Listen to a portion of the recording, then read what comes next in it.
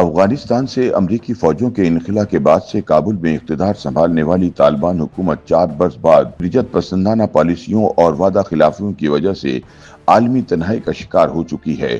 افغان طالبان کی سب سے بڑی ناکامی یہ ہے کہ پاکستان سمیت خطے کا کوئی بھی ملک ان کی حکومت کو تسلیم کرنے پر تیار نہیں۔ انگریزی روزنامہ ڈان کی ایک تجزیاتی رپورٹ کے مطابق اس صورتحال کی واحد ذمہ داری افغان طالبان حکومت پر عائد ہوتی ہے، جس کی پالیسیز اس کے وعدوں اور اعلانات سے ہم آہنگ ہونے کی بجائے برخلاف ہیں۔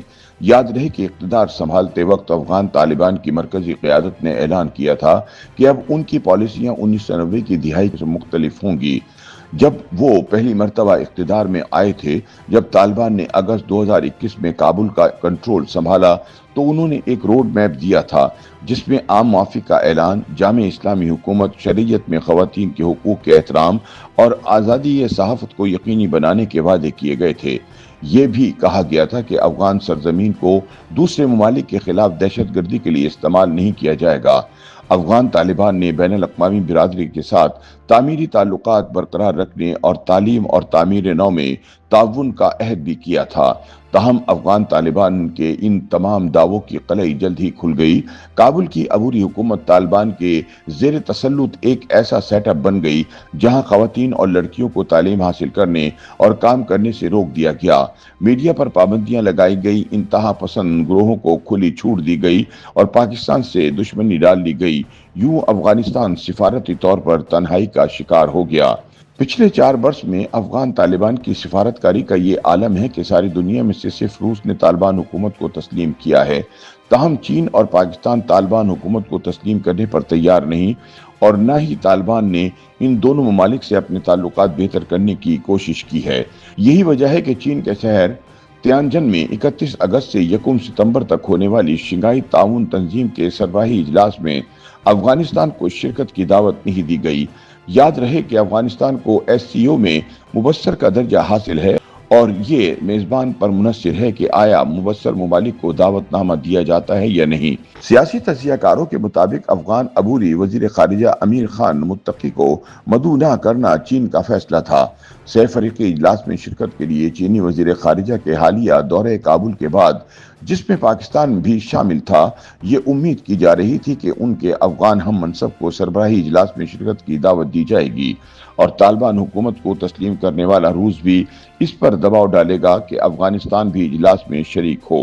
یاد رہے کہ روس کی جانب سے طالبان حکومت کو تسلیم کیے جانے کے بعد امریکہ نے سخت موقف اختیار کیا تھا۔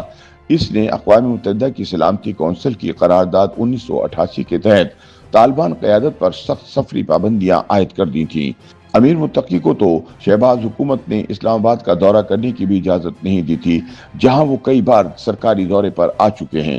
امیر متقی کا نئی دہلی کا دورہ بھی متوقع ہے، لیکن واشنگٹن اور اسلام آباد دونوں اس کے مخالف ہیں۔ لیکن اس سے بھی حیران کن بات افغانستان کا SCO اجلاس میں شرکت سے محروم رہ جانا ہے۔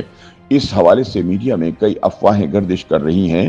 یہ بھی کہا جا رہا ہے کہ یہ اقدام طالبان حکومت کے خلاف ایک کارروائی ہے، کیونکہ وہ چین اور پاکستان سے افغان سرزمین سے سرگرم دہشت گردوں کے خلاف کارروائی کرنے میں ناکام رہی ہے۔ کچھ مبصرین کا کہنا ہے کہ طالبان حکومت کا تکبر اصل وجہ تھا۔ ایک اور وجہ یہ ہے کہ موجودہ طالبان حکومت نے چین کے ساتھ افغانستان سے تیل نکالنے کا ایک بڑا معاہدہ منسوخ کر دیا ہے۔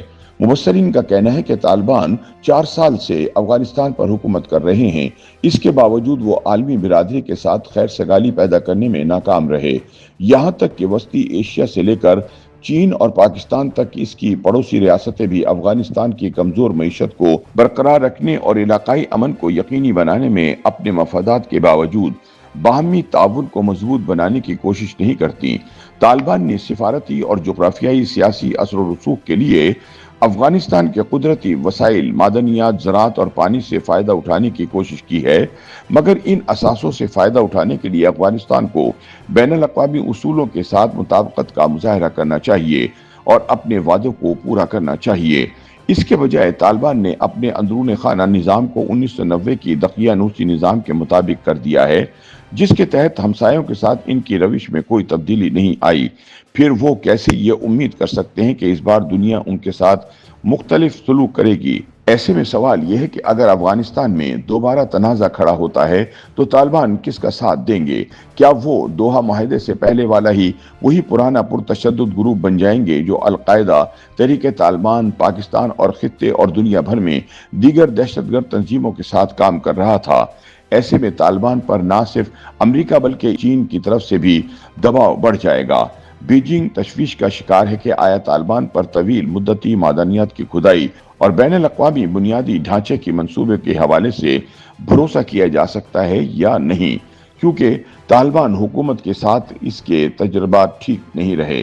اس لیے چین نے سی پیک سے افغانستان کو خارج کر دیا ہے اور وہ اب اپنے علاقائی عزائم کو آسان بنانے کی کوشش کرتے ہوئے نئے دو طرفہ جغرافیائی اقتصادی راستے تلاش کر رہا ہے۔ طالبان کے کچھ رہنماؤں کو اس بات کا ادراک ہے کہ عالمی برادری کے ساتھ بامعنی روابط کا قیام صرف اقتصادی اور تجارتی شراکت داری سے ممکن نہیں، جبکہ اس کے لیے سماجی اور سیاسی تبدیلی کی بھی ضرورت ہے۔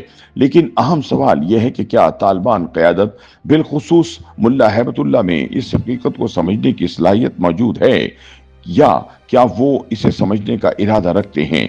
سیاسی مبصرین کا کہنا ہے کہ جب تک افغانستان کی طالبان حکومت حالات سے موافق پالیسیاں نہیں بناتی، تب تک افغانستان تنہائی کا شکار رہے گا اور مصائب میں پھنسا رہے گا۔